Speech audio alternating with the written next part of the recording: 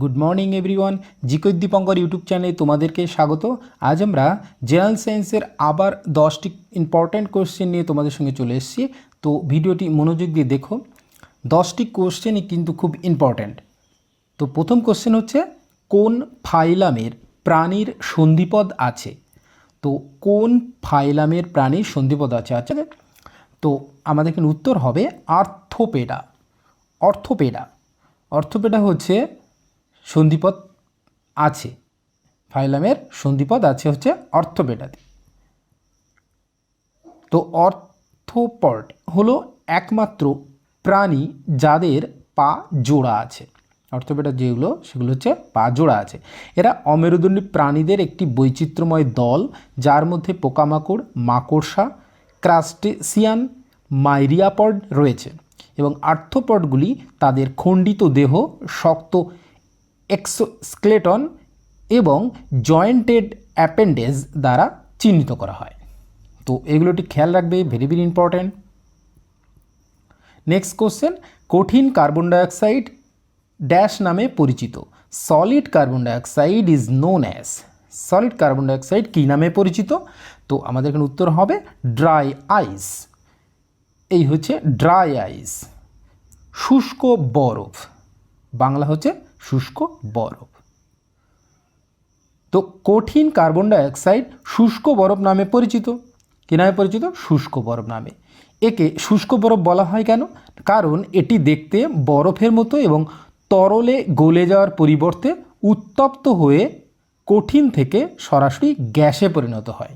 এই প্রক্রিয়াটি 78.5 degree centigrade -109.3 degree Fahrenheit তাপমাত্রায় ঘটে থাকে। তাহলে শুষ্ক বরফের প্রক্রিয়াটি ঘটে থাকে 78.5 ডিগ্রি সেন্টিগ্রেড তাপমাত্রায়। যখন শুষ্ক বরফ গলে, এটি ঠান্ডা কার্বন ডাইঅক্সাইড গ্যাস এবং আর্দ্র বায়ু দ্বারা গঠিত একটি কুয়াশা তৈরি করে। তাহলে বরফ যখন গলে যাচ্ছে তখন কি হচ্ছে না, ঠান্ডা কার্বন ডাইঅক্সাইড গ্যাস এবং আর্দ্র বায়ু দ্বারা গঠিত একটি কুয়াশা তৈরি করে। তো ভেরি ভেরি ইম্পর্ট্যান্ট, খেয়াল রাখো একটু। পরের কোশ্চেন, রাবার শক্ত করতে নিচের কোন রাসায়নিক প্রক্রিয়া ব্যবহার করা হয়? কোন কেমিক্যাল প্রসেস ব্যবহার করা হয় রাবারকে হার্ড করতে? আমাদের উত্তর হবে ভলকানাইজেশন। তো ভলকানাইজেশন প্রক্রিয়ার সাহায্যে রাবারকে শক্ত করা হয়। ভলকানাইজেশন হলো একটি রাসায়নিক প্রক্রিয়া যেখানে রাবার বা সম্পর্কিত পলিমার, সালফার এবং অন্যান্য অনুরূপ পদার্থ মিশ্রিত করে অপেক্ষাকৃত বেশি টেকসই এবং শক্ত উপাদানে রূপান্তরিত হয়। পলিমার, সালফার বা অন্যান্য অনুরূপ পদার্থ মিশিয়ে। তো খেয়াল রাখবে। পরের কোশ্চেন, কিভাবে মানুষের মধ্যে যক্ষ্মা ছড়ায়? তো যক্ষ্মা, how does tuberculosis spread in humans? মানুষের মধ্যে কিভাবে যক্ষ্মা ছড়ায়? তো আমাদের এখানে উত্তর হবে ড্রপলেটের মাধ্যমে সংক্রমণ হয়। ড্রপলেটের মাধ্যমে। তো ড্রপলেট সংক্রমণের মাধ্যমে যক্ষ্মা মানুষের মধ্যে ছড়িয়ে পড়ে। টিবি, টিউবারকুলোসিস ড্রপলেট সংক্রমণের মাধ্যমে বাতাসের মাধ্যমে একজন থেকে অন্য ব্যক্তিতে ছড়িয়ে পড়ে। বাতাসের মাধ্যমে ড্রপলেট সংক্রমণ ঘটে যখন সুস্থ ব্যক্তি সংক্রমিত ব্যক্তির থেকে লালা বা থুতুর ফোঁটা শ্বাস নেয়। তাহলে লালা অথবা থুতু শ্বাসের মাধ্যমে অন্য একজনের শরীরে চলে যায়। সাধারণ সর্দি ফোঁটা সংক্রমণের উদাহরণগুলির মধ্যে একটি। সাধারণ সর্দি কিন্তু এটা সংক্রমণের উদাহরণের মধ্যে একটি। তো এগুলোটি খেয়াল রাখবে, ভেরি ভেরি ইম্পর্ট্যান্ট।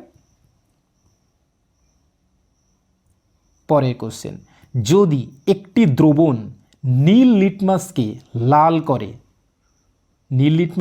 লাল করে তাহলে এর পিএইচ কি হতে পারে? তাহলে এর পিএইচ এখানে আমাদের যা উত্তর রয়েছে সেটি হবে 6, অর্থাৎ পিএইচ 6 হতে পারে। যখন নীল কাগজ অ্যাসিডে লাল হয়ে যায় তখন পিএইচ 7 কম হয়।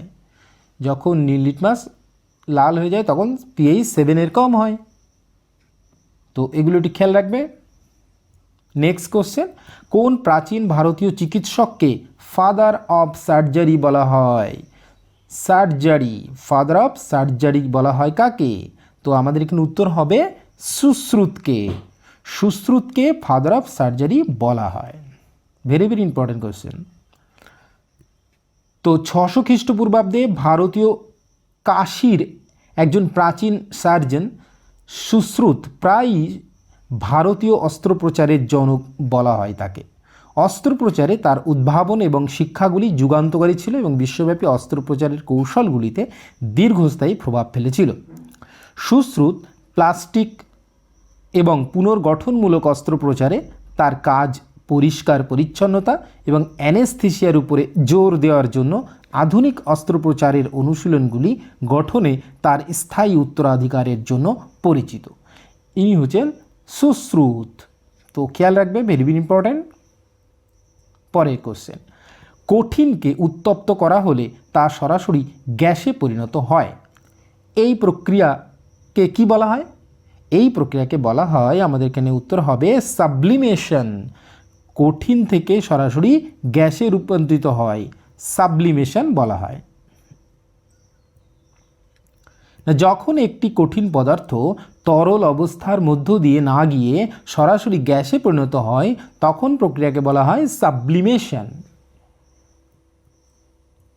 নেক্সট কোশ্চেন, একটি তারার উজ্জ্বলতার কারণ কি বা উজ্জ্বলতা কার উপরে নির্ভর করে? তো আমাদের এখানে উত্তর হবে আকার, তাপমাত্রা এবং পৃথিবী থেকে দূরত্বের উপরে নির্ভর করে। কিসের উপরে? আকার, তাপমাত্রা এবং পৃথিবী থেকে দূরত্বের উপরে নির্ভর করে তার তারার উজ্জ্বলতা। না, একটি নক্ষত্রের উজ্জ্বলতা নির্ভর করে তার গঠনের উপরে, যেমন আকার, তাপমাত্রা এবং এটি কিভাবে গ্রহ থেকে এসেছে তার উপরে। তো খেয়াল রাখবে। নেক্সট কোশ্চেন, নিচের কোন জোড়টি সঠিকভাবে মিলছে না, তার মানে সঠিকভাবে নেই? তো আমাদের এখানে উত্তর হবে কি? উত্তর হবে অ্যামমিটার। অ্যামমিটারটা ভুল আছে। অ্যামমিটার বৈদ্যুতিক শক্তি পরিমাপ করা হয় না, এখানে অ্যামমিটার দিয়ে বৈদ্যুতিক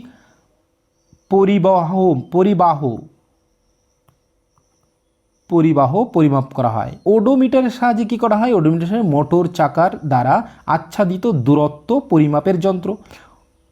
অন্ডোমিটারের সাহায্যে ইলেকট্রোম্যাগনেটিক তরঙ্গের ফ্রিকোয়েন্সি মাপা হয় এবং অডিওমিটারের সাহায্যে শব্দের তীব্রতা পরিমাপ করা হয়।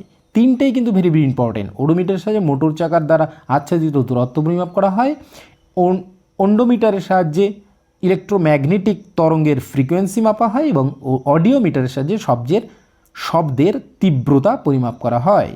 তো খেয়াল রাখবে।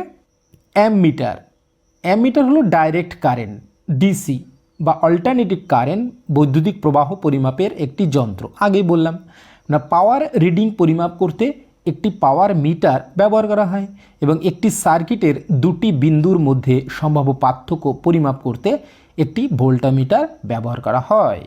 কোশ্চেন, কোন ফসল রেড রট রোগে আক্রান্ত হয়? রেড রট রোগে আক্রান্ত হয় কোন ফসল? না, আমাদের উত্তর হবে আখ। আখ রেড রট রোগে আক্রান্ত হয়। তখন আখের শরীরে দেখা যায় লাল লাল রকম দাগ দেখা যায়, লাল লাল, সেগুলি হচ্ছে রেড রট রোগ। এই হচ্ছে রেড রট রোগ। আখের শরীরে লাল লাল দাগ দেখা যাচ্ছে, পাতাও দেখা যাচ্ছে। আচ্ছা, লাল পচা রোগ প্রাথমিকভাবে আখের ফসলকে প্রভাবিত করে। এটি কোলেটোট্রিকাম ফ্যালকাটাম দ্বারা সৃষ্ট একটি ছত্রাকজনিত রোগ। আচ্ছা, কি ছত্রাকজনিত রোগ? কোলেটোট্রিকাম ফ্যালকাটাম দ্বারা সৃষ্ট একটি ছত্রাকজনিত রোগ। রোগটি আখের গুণমান এবং ফলন হ্রাস করে। এগুলোটি খেয়াল রাখবে, ভেরি ভেরি ইম্পর্ট্যান্ট। তো আজ এই পর্যন্ত থাক ভিডিওটি। আশা করি তোমাদের ভালো লাগবে। ভালো লাগলে অবশ্যই সাবস্ক্রাইব করো এবং লাইক, কমেন্ট এবং শেয়ার করতে ভুলো না। তো চলো, হ্যাভ এ নাইস ডে।